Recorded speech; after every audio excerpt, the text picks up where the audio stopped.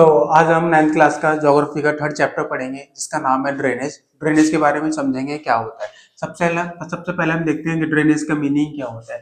इसका मीनिंग जब हम पढ़ेंगे तो इसका मीनिंग होता है कि river system of an area, किसी भी एरिया के एक रिवर सिस्टम को शो करता है, उसको बोलते हैं ड्रेनेज के। और रिवर सिस्टम में पूरा आता है उसका रिवर बेसिन कितना है, उसमें क्या क्या चीजें इंक्लूड होती है हम देख लेते हैं। उसमें रिवर्स होती है, उसकी स्ट्रीम्स होती है और उसकी ट्रिब्यूटरीज होती है।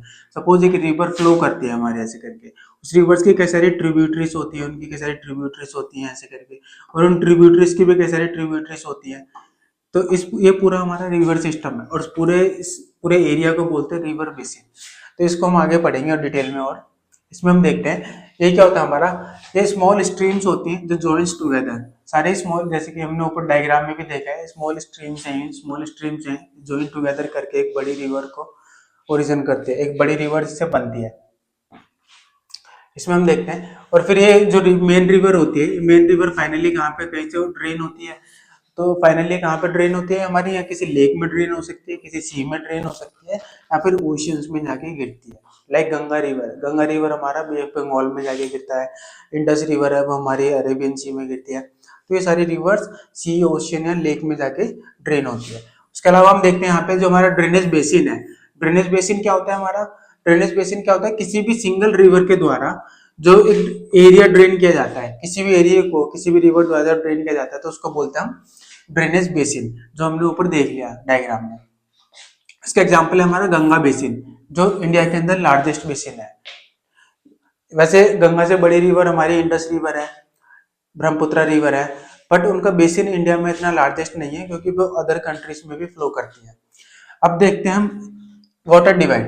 अब वाटर डिवाइड क्या होता है हमारा, वाटर डिवाइड क्या होता है, डिवाइड का मतलब क्या होता है कि बीच में कोई भी अपलैंड आ जाए। ये वाटर डिवाइड है, कोई अपलैंड है कि ऊंचा सा लैंड आ जाता है, इसमें क्या होता है, जो इधर वाला जो रिवर सिस्टम अलग होता है और इसके इधर वाला रिवर सिस्टम अलग हो जाता है। यानी इधर वाला अलग हो जाएगा और इधर वाला अलग हो जाएगा और बीच में एक डिवाइड आ गया, यानी कि इधर का वाटर इधर नहीं आ सकता और इधर का स्ट्रीम या वाटर उधर नहीं जा सकता। इसको बोलते हैं डिवाइड।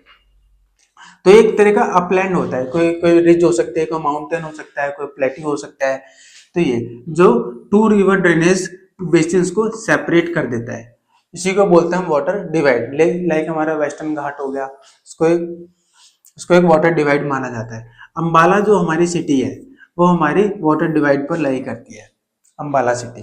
उसके अलावा हम देखते हैं क्योंकि हमारा एक अंबाला सिटी जो इंडस और गंगा रिवर सिस्टम को डिवाइड करता है, अलग अलग कर देता है।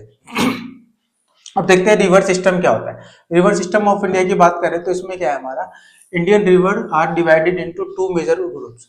हमारे टू मेजर ग्रुप्स में डिवाइड किया गया है। कौन कौन से मेजर ग्रुप्स है, हाँ बैठ देख लेते हैं। एक तो हिमालयन रिवर्स होती है और पेनिनसुलर रिवर्स होती है। हिमालयन रिवर्स हमारे कहाँ पे होती है, जैसे हम देखते हैं, अगर हम इंडिया का रफली मैप अगर हम बना लें तो हमारी जो नॉर्थ इंडिया में जितनी भी रिवर्स हमको मिलती हैं वो सारी हिमालयन रिवर्स होती है। ये नॉर्थ इंडिया में जितनी, ये हमारा सारा हिमालयन रीजन है, यहाँ पे जितनी भी रिवर्स हमको मिलेगी सारी हिमालयन रिवर्स में आती है।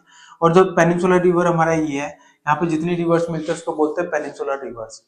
ऐसा क्यों होता है, जो हिमालयन, इन दोनों में कुछ कुछ स्ट्रक्चरल, कुछ अलग अलग इनकी विशेषताएं होती है, उन विशेषताओं को हम पढ़ेंगे। जैसे कि हिमालयन रिवर्स की क्या विशेषता होती है, हिमालयन रिवर्स के मेन फीचर्स की बात करते हैं, पेरेनियल होती है। पेरेनियल रिवर्स कौन सी होती है, जो through out the year flow करती रहती है। अब थ्रू आउट द ईयर इसमें वाटर कहाँ से आता है, वाटर इसमें आता है रेनफॉल से वाटर आता है। जब रेनफॉल नहीं हो रहा होता तो इसमें आइस मेल्टिंग से, जो ग्लेशियर से होते हैं हमारे माउंटेन रीजन में, वो मेल्ट करते हैं और वहां से इनको वाटर की सप्लाई होती है। इसलिए यहाँ की जो रिवर्स होती है वो through out the year flow करती रहती है। इनके कोर्सेज काफी लॉन्ग होते हैं। जैसे आप देखोगे, जैसे कि हमारी जो इंडस रिवर है, वो 2900 अप्रोक्स इनकी किलोमीटर लंबी है। अगर आप दूसरा देखोगे, जैसे कि हमारी ब्रह्मपुत्र रिवर है, वो उसकी अप्रोक्स जो लेंथ है वो 2800 किलोमीटर है। आप गंगा रिवर की देख लो, गंगा रिवर की अप्रोक्स लेंथ है हमारी 2500 किलोमीटर। तो ये इनके कोर्स काफी लंबे लंबे होते हैं। अगर आप यही पेनिनसुलर रिवर्स में देखोगे तो वो काफी शॉर्ट होती हैं। गोदावरी, कृष्णा, कावेरी, इनकी लेंथ इतनी ज्यादा नहीं होती, वो ऑलमोस्ट इसकी हाफ है। इसमें देखते हैं हमारा इनके किस प्रकार के लैंडफॉर्म्स ये बनाते हैं, उन लैंडफॉर्म्स को भी समझना जरूरी है। हिमालयन रिवर्स के लैंडफॉर्म्स की बात करें तो ये गोर्जेस बनाते हैं। गोर्जेस क्या होते हैं? ये गहरी गहरी खाइयां होती हैं, इनकी जो इनके ये वी शेप की होती है, इनके जो काफी स्टीप ढलान होते हैं, इनके जो आसपास माउंटेन्स होते हैं। तो मियंडर्स क्या होते हैं? मियंडर्स हमारे क्या होते हैं, जैसे ये इस डायग्राम के थ्रू आप समझ सकते हो। ये जब रिवर्स हमारी जब प्लेन रीजन्स में एंटर करती है तो इस तरह के घुमावदार मियंडर्स बनाते हैं। घुमाव जो रिवर्स होती है वो सर्पिल आकार में बहती है, फ्लो करती है, उसी को मियंडर्स कहा जाता है। और इसमें हमको एक चीज देखनी है कि ऑक्सबो लेक्स क्या होती है। ऑक्सबो लेक्स भी हम इसी डायग्राम में समझ सकते हैं। ऑक्सबो लेक्स क्या होती है? जब रिवर्स हमारी ऐसे करके जब मियंडर्स बनाती है तो एक टाइम पे क्या होता है, जो स्ट्रीम जब ज्यादा स्टीप एकदम ढलान हो जाता है तो कई बार क्या होता है, हमारा जो रिवर्स होती है, जो उसकी स्ट्रीम होती है वो ऐसे मुड़ के ना वो सीधी चली जाती है। जब वो सीधी चली जाती है तो इससे तो ये जो हमारा ये जो हिस्सा बन जाता है इसको बोल देते हैं ऑक्सबो लेक। इसको बोल देते हैं हम ऑक्सबो लेक। तो ये होता है। और कभी कभार जो स्ट्रीम जब सीधी चली जाती है तो ये ऐसा हो जाता है। जैसे यहाँ पे आपको डायग्राम के थ्रू ऑक्सबो लेक आपको दिखाया गया है। ये हमारा पूरा मियंडर है। इसके बाद हम देखते हैं इसके फिर फ्लड प्लेन्स। फ्लड प्लेन्स क्या होता है? क्योंकि जो पूरा रीजन से फ्लड प्लेन्स में आता है, क्योंकि जो रिवर्स होते हैं जैसे लाइक गंगा है, यमुना है, ये बहुत सारा अपने साथ डिपोजिशन लेकर बहुत सारा मटेरियल लेकर आते हैं हिमालयन रीजन से और लाके नॉर्थ इंडिया में यूपी बिहार में लाके डिपॉजिट कर देते हैं। तो इससे एक पूरा एक प्लेन रीजन बन जाता है जो कि एग्रीकल्चर के लिए बहुत अच्छा माना जाता है।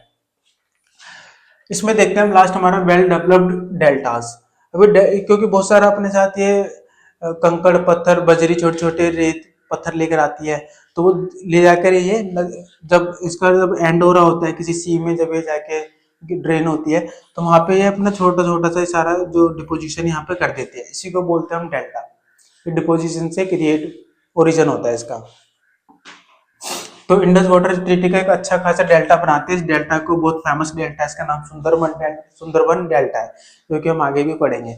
और ये व्हाइट टाइगर्स के लिए काफी ज्यादा फेमस है। तो ये उसके अलावा हम देखते हैं हमारे मेजर हिमालयन रिवर्स कौन कौन सी है। हिमालयन रिवर्स को हम पढ़ते हैं। पहले हमारे में तीन रिवर सिस्टम हम पढ़ेंगे। एक तो इंडस वाटर रिवर सिस्टम पढ़ेंगे, एक पढ़ेंगे हमारा गंगा रिवर सिस्टम, तीसरा पढ़ेंगे ब्रह्मपुत्र रिवर सिस्टम। इन तीनों को हम थोड़ा डिटेल में जानेंगे, उनकी ट्रिब्यूटरीज को जानेंगे। इसमें देखते हैं सबसे पहला आता है हमारा Indus river system. Indus river system कौन सा होता है, इसका ओरिजिन देखते हैं। हमारे जो इंडस रिवर का ओरिजिन कहाँ पे होता है, ये देखो, ये लेक मानसरोवर के पास इन तिब्बत। आप देखिए इस मैप में देख सकते हो, यहाँ से ये मानसरोवर लेक के पास है। इसका नाम, जगह का नाम है बोकार्चू। यहाँ से इसकी इंडस रिवर हमारे निकलते हैं और ये लद्दाख से इंडिया में एंटर करती है। जम्मू कश्मीर से फ्लो होकर पाकिस्तान में एंटर कर जाती है। पाकिस्तान से जाके ये सीधा हमारा अरेबियन सी में गिर जाती है। ये इंडस वाटर रिवर है। और बाकी सारी इंडस वाटर जो इंडस रिवर है, बाकी सारी इसकी ट्रिब्यूटरीज हैं, उसको भी हम इसमें देखते हैं। जैसे इसमें देखेंगे, जैसे कि हमारा ये लद्दाख के पास से एंटर करती है, डीप गॉर्ज बनाती है। जब ये इंडिया में एंटर करती है तो यहाँ पे डीप गॉर्ज बनाते हैं, क्योंकि माउंटेन्स काफी हाई हिल्स यहाँ पे हमको देखने को मिलते हैं, तो गॉर्ज काफी गहरे गहरे यहाँ पे मिलते हैं। इसकी मेजर जो ट्रिब्यूटरीज है, ट्रिब्यूटरीज तो वो कई सारी है, आप मैप में देख सकते हैं, लेकिन जो मेजर है वो जास्कर है। जास्कर आपको कहाँ दिख रही है? आप जास्कर देखिए, यहाँ पे देखिए हुंजा हमको दिख रही है, नुब्रा दिख रही है, जो कि हमको मैप दिखाया गया है। अब बाकी हम इसकी 5 किलो जास्कर हमको ये दिख रही है, श्योक, हुंजा एंड सतलज, ब्यास, रावी, ये 5 इंपॉर्टेंट है जो कि पंजाब रीजन में हमको देखने को मिलते हैं। ये हमारी कौन सी है? ये चेनाब, झेलम, चेनाब, रावी, सतलज, ये भी हमारी इंपॉर्टेंट ट्रिब्यूटरीज है जो आगे जाके इंडस रिवर में मिठानकोट के पास मिल जाती है और फिर वहां से इंडस वाटर जो है वो सीधा अरेबियन सी में जाके ड्रेन करता है। हम देखते हैं ये अभी जो वाटर है अरेबियन सी में ड्रेन करते हैं, इसकी लेंथ हमको जाननी है, अराउंड अबाउट 2900 किलोमीटर है। ये इंडस वाटर ट्रीटी भी हुई थी, क्योंकि ये इंडिया और पाकिस्तान दोनों से होकर फ्लो करती है। तो इंडिया और पाकिस्तान में वाटर का शेयर क्या हुआ, ये 1960 में ट्रीटी हुई थी। इस ट्रीटी में डिसाइड किया गया था कि इंडिया ओनली 20% वाटर का यूज करेगा, बाकी 80% वाटर का यूज पाकिस्तान करेगा, जो कि हाल ही में अभी टेररिस्ट हमले के बाद से इस ट्रीटी को अभी रोक दिया गया है भारत की तरफ से। इसमें हम देखते हैं हम Ganga river system. Ganga river system क्या होता है, दूसरी इसमें क्या होता है, ओरिजन। ओरिजन इसका आप देखते हैं तो हमारी जो गंगा रिवर है वो कहाँ से निकलती है, जब ये इसका ओरिजन होता है गंगोत्री ग्लेशियर से इसका ओरिजन होता है, और इसको भागीरथी बोलते हैं। यानी कि जब इसका ओरिजन होता है इसको गंगा रिवर नहीं बोलते, इसका इसका जो ओरिजन का नाम है वो भागीरथी है। उसके बाद ये अलकनंदा को ज्वाइन करते हैं, कहाँ पे, देवप्रयाग। देवप्रयाग में अलकनंदा को ज्वाइन करती है। और फिर जब गंगा हरिद्वार से एंटर करती है, हरिद्वार में जब ये प्लेन्स रीजन में एंटर करना स्टार्ट करते हैं, वहां से इसको गंगा कहा जाता है। अब इसकी कुछ मेजर ट्रिब्यूटरीज हैं, जैसे कि हमारे हिमालयन देखें तो इसमें क्या क्या हमारी कौन कौन सी ट्रिब्यूटरी है, एक तो यमुना, घाघरा, गंडक और कोसी। इसको मैप में देखते हैं। ये हमारी गंगा रिवर है जो कि गंगोत्री ग्लेशियर से निकल के यू फ्लो करते हुए यूपी बिहार यूपी बिहार पश्चिम बंगाल से होके बांग्लादेश में होके ये बांग्लादेश में इसको पद्मा कहा जाता है और उसमें गिर जाती है। अब देखो कि इसकी जो ट्रिब्यूटरी है, सबसे बड़ी ट्रिब्यूटरी है इसकी हमारी जो बंदरपूछ जो श्रेणी से निकलती है हमारी, ये यमुना। यमुना ये इसकी सबसे बड़ी ट्रिब्यूटरी है। इसमें हम देखें उसकी अदर ट्रिब्यूटरीज देखें इंपॉर्टेंट, तो गोमती है, घाघरा है, गंडक है, कोसी है। और साउथ से देखें जो पेनिनसुलर ट्रिब्यूटरीज है उसमें देख लेते हैं हम। तो यहाँ पे हमारी एक चंबल रिवर है, ये बेतवा है, ये केन है, ये सोन है, जो कि हमारे पेनिनसुलर रीजन से निकलती है और जाके कुछ यमुना की ट्रिब्यूटरी है। और ये जो हमारी सोन रिवर है जो कि अमरकंटक से निकलती है और वहां पे गंगा में पटना के पास जाके मिल जाती है। उसके अलावा पेनिनसुलर हमने देख लिया, चेनाब, बेतवा, सोनी हमने नीचे देख लिया। तो रिवर का अगर आप मैप भी बना देंगे एग्जाम में, थोड़ा सा अगर रफली एक मैप अगर प्रैक्टिस कर लेंगे थोड़ा सा, तो आपके मार्क्स काफी अच्छे आ जाएंगे। उसके अलावा हम देखते हैं course and delta. Course and इसका देखते हैं हम रिवर का कोर्स। तो ये ईस्टवर्ड फ्लो करती है और फरक्का तक फ्लो करती है। देखिए ये फरक्का एक जगह है जो कि कल वेस्ट बंगाल में, वहां तक ये फ्लो करती है। उसके बाद ये हमारा टू पार्ट्स में डिवाइड हो जाती है। एक पार्ट इसका ये साउथ में चला जाता है, हुगली, हुगली जिसपे हमारा जो कोलकाता है शहर है वो सिचुएटेड है। उसके अलावा फिर ये बांग्लादेश में दूसरी जो उसकी ब्रांच है वो बांग्लादेश में एंटर कर जाती है, जिसको उसको पद्मा कहा जाता है। ये हमने देख लिया। उसके अलावा देखते हैं टू पार्ट में ये फॉर्म्स करते हैं सुंदरबन डेल्टा, जो हमने ऊपर भी पढ़ा था। जब ये बे ऑफ बंगाल में जब ये ड्रेन करती है तो यहाँ पे सुंदरबन डेल्टा एक बनता है। सुंदरबन डेल्टा जहाँ पे रॉयल बंगाल टाइगर के लिए काफी ज्यादा फेमस है, उसका घर कहा जाता है। इसकी लेंथ है ओवर 2500 किलोमीटर, जो कि इंडिया में एक लार्जेस्ट बेसिन है। ब्रह्मपुत्र रिवर सिस्टम की बात करें तो इसमें क्या है, हमारा इसका ओरिजिन कहाँ पे होता है, तिब्बत में होता है, नियर मानसरोवर। मानसरोवर से हमारा इंडस वाटर, इसके पास से हमारा इंडस रिवर का भी ओरिजिन हो रहा था, और इसी के पास से हमारा ब्रह्मपुत्र रिवर का भी ओरिजिन होता है। मान लीजिए यहाँ से इसका ओरिजिन लगभग होता है और यहाँ से सीधा फ्लो करते हैं तिब्बत में फ्लो करके, और यहाँ से यू टर्न लेके दिबांग दियांग के पास से इंडिया में एंटर करते हैं। ये हमारा ब्रह्मपुत्र रिवर के बारे में हम पढ़ रहे हैं। तो इसके बारे में पढ़ते हैं। नॉन एज सांगपो से कहा जाता है तिब्बत में। कई बार एमसीक्यू में क्वेश्चन पूछ रहे थे कि तिब्बत में क्या कहा जाता है। यहाँ पर सांगपो रिवर किस रिवर का नाम है, तो चार ऑप्शन दे देंगे, गंगा, ब्रह्मपुत्र, इंडस, गोदावरी। तो आपको ध्यान रखना है ये हमारा ब्रह्मपुत्र रिवर को कहा जाता है। तो यहाँ से ये एंटर करते हैं इंडिया के अंदर और एंटर करके यूं फ्लो करती है, और ये आसाम से होते ही बंगाल में जाती है, वेस्ट बांग्लादेश, बांग्लादेश से होके सीधा अरेबिया बे ऑफ बंगाल में जाके ड्रेन हो जाती है। सांगपो कहा जाता है। दिहांग इसे इंडिया में कहा जाता है, यहाँ पे अरुणाचल प्रदेश में दिहांग, दिबांग, यहाँ पे इसको थोड़ी देर कहा जाता है। फिर ये आसाम रीजन में इसको ब्रह्मपुत्र रिवर कहा जाता है। जमुना इसको बांग्लादेश में कहा जाता है। इसके अलग अलग जगह अलग अलग नाम है। पूछ सकते हैं कि भाई ब्रह्मपुत्र रिवर को बांग्लादेश में क्या किस नाम से कहा जाता है, तो उसको ध्यान रखना, उसको जमुना कहा जाता है। ऐसी गंगा रिवर को बांग्लादेश में क्या कहा जाता है, तो उसका भी मैंने भी पीछे पढ़ाया था, पीछे जाके देखना। तो इसमें क्या है हमारा, enter India through Arunachal Pradesh. ये हमारे इंडिया अरुणाचल प्रदेश से एंटर करते हैं इंडिया में यू टर्न लेके, और इसकी जो मेजर ट्रिब्यूटरीज है वो दिबांग एंड लोहित, ये हमने देख लिया। दिबांग ये रहा और लोहित ये रहा, इसकी मेजर बड़ी ट्रिब्यूटरीज है। और भी है, सुबनसिरी भी है, ठीक है, लेकिन वो मेन है। फीचर्स की बात करें, इसके फीचर्स क्या क्या है हमारे, ये ब्रेडेड चैनल है। काफी देखेंगे यहाँ पे जो रिवर्स है काफी एरिया वाइड है, और कई सारे ट्रिब्यूटरीज में बट चुकी है इसकी, तो कई सारी ब्रांचेस ऐसी, तो इसीलिए इसको ब्रेडेड बोला जाता है। और रिवर एंड आइलैंड्स यहाँ पे जैसे मजूली। मजूली दुनिया का सबसे लार्जेस्ट आइलैंड है जो कि किसी डिपोजिशन से क्रिएट हुआ है, जो रिवर्स के बीच में है और रिवर को दो भागों में डिवाइड कर रहा है और रिवर्स के द्वारा जो मटेरियल लाया जाता है उसको डिपॉजिट करके ये बना है। तो वर्ल्ड का लार्जेस्ट ऐसा यूनिक आइलैंड है ये। यहाँ पे क्या होता है, यहाँ पे हैवी फ्लड का कारण बनती है असम की। ब्रह्मपुत्रा असम में हैवी फ्लड लेकर आती है और वहाँ पे हर साल लगभग फ्लड का रीजन ये बनती है। ये काफी लार्ज सिल्ट लोड लेकर आती है अपने साथ, ठीक है, क्योंकि यहाँ पे हैवी रेनफॉल होता है और पहाड़ी रीजन्स में जब चट्टानें टूट टूट के गिरती है तो अपने साथ ये बहाकर लेकर आती है और उसको यहाँ पे लाके डिपॉजिट करती है। और इस अगले हम पढ़ेंगे पेनिनसुलर रिवर्स। पेनिनसुलर रिवर्स हमारी, हमने जो नॉर्दर्न इंडिया की जो हिमालयन रिवर्स का पढ़ लिया है, अब हम आएंगे पेनिनसुलर रिवर्स जो कि इस चैप्टर का सेकंड पार्ट है। इसमें हम देखते हैं पेनिनसुलर रिवर्स में हम पढ़ेंगे जनरल फीचर्स। जनरल फीचर्स क्या है, ये मोस्टली सीजनल होती हैं। जैसे कि हमने देखा था हिमालयन रिवर्स में क्या होता है, वाटर पूरे ईयरली फ्लो करता है, बट पेनिनसुलर रिवर्स में ये सीजनल होता है, यानी कि जब बारिश होती है तभी इसमें वाटर फ्लो करता है। उसके अलावा क्या होता है, dependent on rainfall, shorter and shallow courses. इसके जो रिवर का जो कोर्स होता है, इसकी जो लेंथ होती है वो शॉर्ट होती है। जैसे कि हमने देखा था गंगा रिवर की 2500 किलोमीटर है, इंडस रिवर की 2900 किलोमीटर है, ब्रह्मपुत्र रिवर की 2800 किलोमीटर है। ऐसी हमारी जो साउथ में आप देखेंगे तो साउथ इंडिया की जो सबसे लार्जेस्ट रिवर है वो हमारी गोदावरी रिवर है, जिसकी लेंथ अबाउट 1400 किलोमीटर है। उसके अलावा स्मॉलर ड्रेनेज बेसिन हम देखते हैं, यहाँ के ड्रेनेज बेसिन छोटे छोटे मिलते हैं हमको और लेस इरोजनल एक्टिविटी होती है, क्योंकि ये प्लेट्यू रीजन है और प्लेट्यू रीजन में क्या होता है, टेक्टोनिक एक्टिविटीज कम होती है। और वाटर डिवाइड की बात करें तो वाटर डिवाइड को यहाँ पे वेस्टर्न घाट हमारा ये वेस्टर्न घाट है, इस वेस्टर्न घाट को वाटर डिवाइड किया गया है। कुछ रिवर्स यहाँ पे वेस्ट फ्लोइंग, यहाँ पे जो वेस्ट फ्लोइंग रिवर्स है वो कम है और जो ईस्ट फ्लोइंग रिवर्स का नंबर ज्यादा है। उसको हम देखते हैं कौन कौन सी रिवर्स है।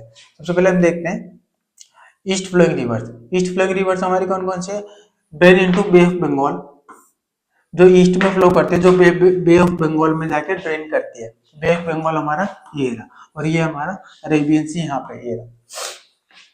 इसमें हम देखते हैं यहाँ पे डेल्टास बनाते हैं रिवर, जो हमारी ईस्ट फ्लोइंग रिवर्स है, पेनिनसुलर रिवर्स है, हमारी डेल्टास फॉर्म करती हैं, बे ऑफ बंगाल में ड्रेन करती हैं।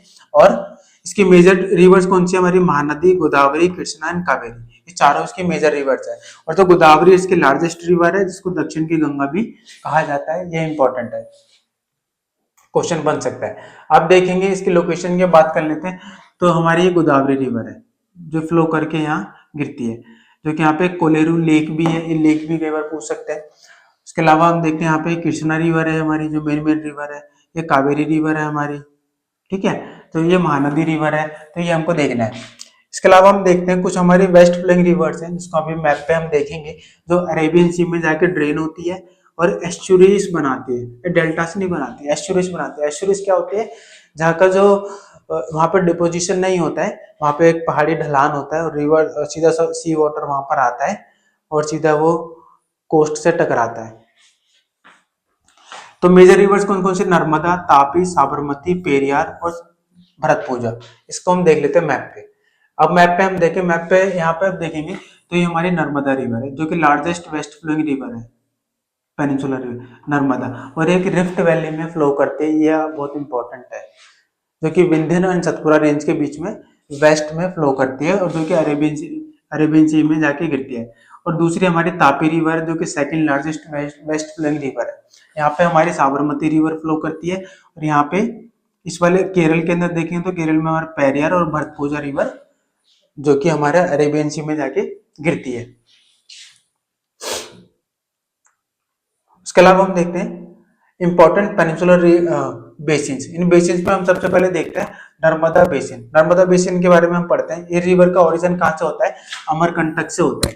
अमरकंटक जो कि मध्य प्रदेश में एक जगह है, मैकाल रेंज में एक हिल है, तो इस हिल्स में से हमारे अमरकंटक के हिल्स में से हमारी नर्मदा रिवर निकलती है।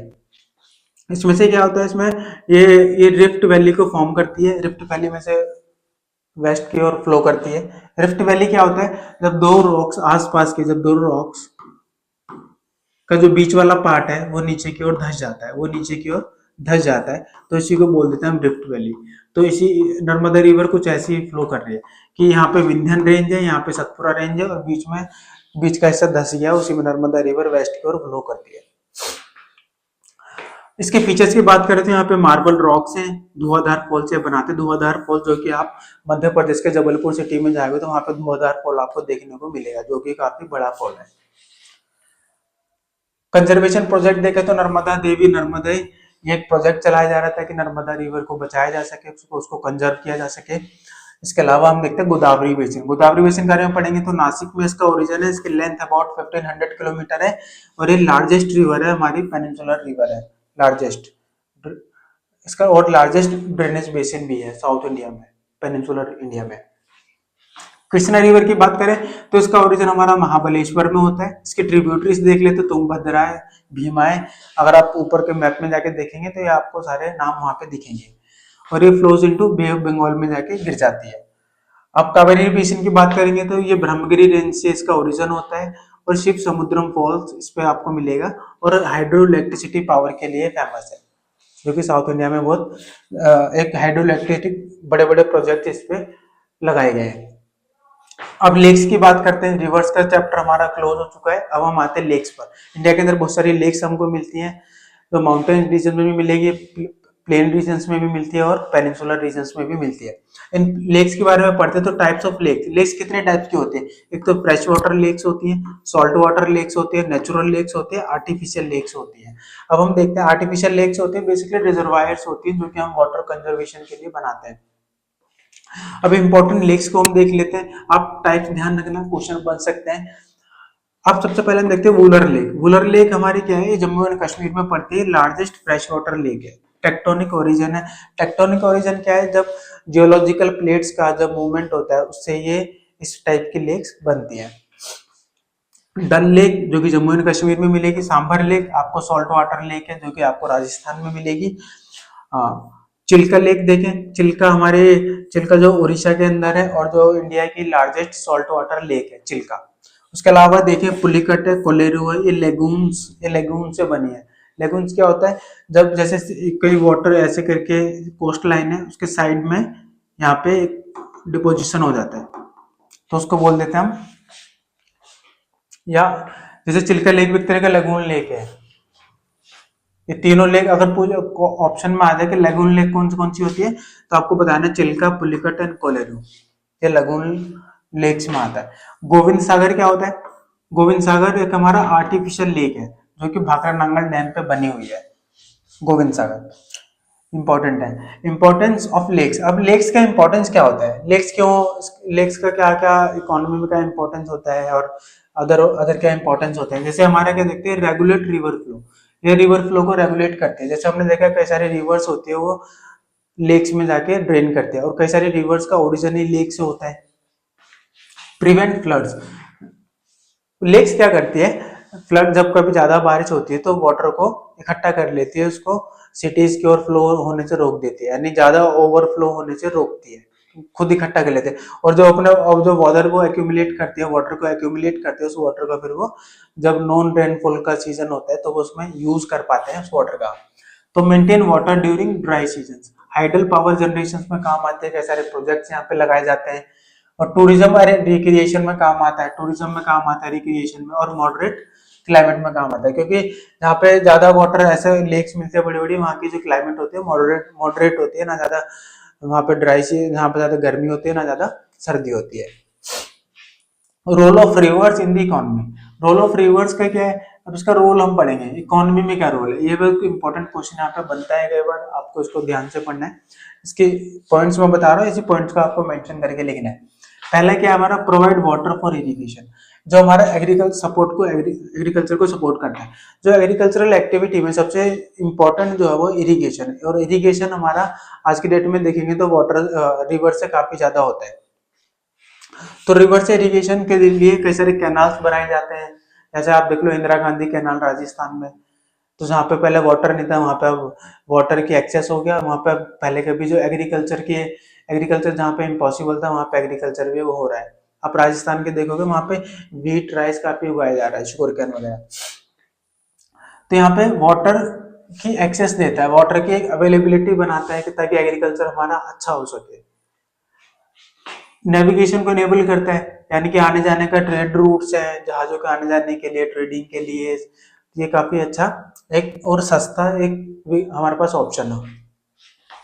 जनरेट हाइड्रोइलेक्ट्रिक पावर, ये कई सारे रिवर्स पर कई सारे प्रोजेक्ट लगाए गए, जैसे सरदार सरोवर डैम लगाया गया नर्मदा रिवर पर, रिवर बैंक से बनाए गए हैं जो कि ह्यूमन सेटलमेंट्स को अट्रैक्ट करते हैं। कई सारे रिवर बैंक्स हैं, क्योंकि आप देखोगे जो रिवर्स है उनके किनारे ही आपको सेटलमेंट्स मिलेंगे। ये एंशिएंट हड़प्पन टाइम पर भी था और आज भी है। आप देखो जो यमुना और जो गंगा रिवर बेसिन है, वहीं पे ज्यादातर पॉपुलेशन डेंसिटी हमको देखने को मिलती है। अब जो ट्रेड एंड इंडस्ट्री के लिए काफी अच्छा है। रिवर पॉल्यूशन की बात करें तो उसके कॉजेज क्या है, हमारा अनट्रीटेड सीवेज। अब रिवर की सबसे बड़ी प्रॉब्लम आज के समय में क्या है, हमारा वाटर पॉल्यूशन हो रहा है। रिवर्स को लगातार गंदा हो रहा है, उसपे ओवर यूज उसका बढ़ गया है, और उसमें जो डोमेस्टिक वेस्ट है, इंडस्ट्रियल वेस्ट है, उसमें थ्रो किया जा रहा है। तो अनट्रीटेड सीवेज को डायरेक्टली डंप किया जा रहा है रिवर्स के अंदर, इसलिए रिवर्स की क्वालिटी, वाटर क्वालिटी वो गिरती जा रही है, और उससे एक्वेटिक लाइफ को भी हार्मफुल काफी हार्म हो रहा है, और हमको भी हो रहा है। इंडस्ट्रियल जो एफ्लुएंट्स है, वेस्टेज है, वो सब रिवर में छोड़ा जा रहा है, और जो एक्सेसिव वाटर एक्सट्रैक्शन हो रहा है, आप चाहे ग्राउंड वाटर का देख लो, ग्राउंड वाटर का भी एक्सेसिव एक्सट्रैक्शन हो रहा है, जिससे क्या हो रहा है, ग्राउंड वाटर भी उसका जो वाटर लेवल है वो गिरता जा रहा है, और वाटर पॉल्यूशन भी होता जा रहा है। और धीरे धीरे जमीनें, जब आप देखोगे जगह जगह जैसे अभी उत्तराखंड के जोशीमठ में जमीन धंस गई थी, वो भी इसलिए हुआ क्योंकि ग्राउंड वाटर एक्सट्रैक्शन हो रहा है, तो उससे नीचे खाली जगह बनती जा रही है। इसके इफेक्ट्स क्या होते हैं, इसके इफेक्ट्स ये है कि रिड्यूस्ड वाटर क्वालिटी गिरती जा रही है, तो क्लीन वाटर की डिमांड, क्योंकि पॉपुलेशन बढ़ रही है तो क्लीन वाटर की डिमांड बढ़ रही है, और दूसरी तरफ हम जो उसका ओवर यूज कर रहे हैं, पॉल्यूशन कर रहे हैं, उससे वाटर क्वालिटी गिर रही है, तो इससे क्या हो रहा है, water crisis, specially in cities water crisis बढ़ता जा रहा है। Loss of self cleaning capacity खत्म होती जा रही है, हेल्थ हैजार्ड्स काफी ज्यादा बढ़ रहे हैं। अब देखो वाटर रिलेटेड जो बीमारियां हैं लाइक हैजा काफी ज्यादा बढ़ती जा रही है। कंजर्वेशन प्रोग्राम्स कई सारे चलाए जा रहे हैं, जैसे गंगा एक्शन प्लान चल रहा है, 1985 में चला था। नेशनल रिवर कंजर्वेशन प्लान चला था। अब नेशनल रिवर कंजर्वेशन प्लान के हम देख लेते हैं, तो नेशनल रिवर कंजर्वेशन प्लान 1985 में स्टार्ट हुआ था, गंगा एक्शन प्लान के साथ ही ये स्टार्ट हुआ था, ताकि जो इंडिया में जो रिवर्स हैं उसको साफ किया जा सके, स्पेशली गंगा रिवर सिस्टम को, पूरे रिवर सिस्टम को। फिर इसको बाद में एक्सपेंड कर दिया गया था 1995 में, इसको अदर रिवर्स तक एक्सपेंड कर दिया गया था। जो हमारा नेशनल रिवर कंजर्वेशन प्लान है, इसको बाकी रिवर में भी एक्सपेंड कर दिया गया ताकि रिवर्स की क्वालिटी को इम्प्रूव किया जा सके, उनके जो पॉल्यूशन है उसको, जो पॉल्यूशन के सोर्सेज हैं उनको खत्म किया जा सके और ठीक किया जा सके। ठीक है, आज के लिए थैंक यू, और इस चैप्टर को जरूर पढ़िए, और कोई भी डाउट हो आप कमेंट लिंक में बता सकते हैं।